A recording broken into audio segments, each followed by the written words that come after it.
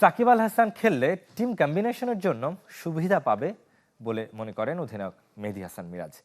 এদিন মিরাজ সহ সিলেট এবং নোয়াখালীর ক্রিকেটাররা বিপিএলের বকেয়া পারিশ্রমিক বুঝে পেয়েছেন। ঢাকার সমস্যাও দ্রুত সমাধানের আশ্বাস দিলেন বিপিএল গভর্নিং কাউন্সিল সদস্য সচিব ইফতেখার রহমান। নতুন বাংলাদেশ গড়তে এলো জুলফিকার স্টিল। জুলফিকার স্টিল, ইস্পাত দৃঢ় অঙ্গীকার।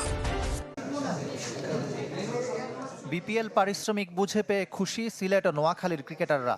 যদিও তা আগেই পাওয়ার কথা ছিল তাদের, ফ্র্যাঞ্চাইজিদের ব্যর্থতায় দেরিতে হলেও এগিয়ে এসেছে ক্রিকেট বোর্ড। অবশ্যই এটা ভালো লাগার বিষয়, আর অবশ্যই ক্রিকেট বোর্ডকে ধন্যবাদ দিতে চাই যারা বিপিএলটাকে আয়োজন করেছে।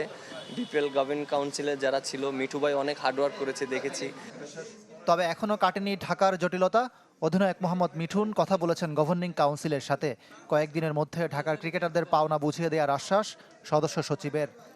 ঢাকারটা আমাদের 5 কোটি টাকার ব্যাংক গ্যারেন্টি ধরা আছে এবং 5 কোটি টাকার চেক আছে। এখন ঢাকার যে লিস্টটা দিয়েছে পাওনা, সেই লিস্টটা আজকে আমরা ঢাকার ক্যাপ্টেনকে ডেকেছিলাম, সব প্লেয়ারদের সাথে এটা রিকনসাইল করেছে। আমরা এখন ঢাকাকে চিঠি দিব। বিসিএল খেলে উত্তরবঙ্গ থেকে ঢাকায় ফিরেছেন ক্রিকেটারদের অনেকে। ওয়ানডে অধিনায়ক মেহেদী মিরাজ ঘরোয়া লিগের এই টুর্নামেন্টকে জাতীয় দলের প্রস্তুতির মঞ্চ হিসেবে দেখছেন। বগুড়ার যেখানে খেলা হয়েছে ওখানে 300 রানের স্কোর হয়েছে, বাট আমি অনেক হ্যাপি যে এরকম বড় স্কোর হচ্ছে, ব্যাটসম্যানরা রান পাচ্ছে এবং সবাই একটা কম্পিটিশনের ভিতরে আছে। টি-20 বিশ্বকাপ খেলতে না পারার দুঃখ ভুলে এখন ওয়ানডে বিশ্ব আসরে নজর টাইগারদের। এবছর 6 দেশের সাথে ঘরে বাইরে সিরিজ খেলবে বাংলাদেশ। বিশ্বকাপের জন্য সুনির্দিষ্ট পরিকল্পনার ঘোষণা মেহেদী মিরাজের। সামনে যেহেতু আমাদের ওডিআই অনেক ম্যাচ আছে, সো আমরা ওইভাবে প্ল্যান করব, আমরা ওইভাবে বসে একটা সুন্দর একটা সেট আপ করবো, যেহেতু সামনে ওয়ার্ল্ড কাপ আছে।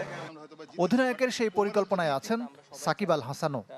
সাকিব ভাই থাকলে তো একটা ক্যাপ্টেনের জন্য অনেক ইজি হয়ে যায় টিম কম্বিনেশন করার ক্ষেত্রে, এবং যেহেতু এটা বোর্ডের সাথে আলোচনা চলছে, ক্রিকেট বোর্ডের ডিসিশন। এর আগেও আপনারা শুনেছেন যে সাকিব ভাইয়ের ব্যাপারে সবাই পজিটিভ আছে, বাট আমার কাছে ইকরাম হোসাইন, চ্যানেল 24, ঢাকা।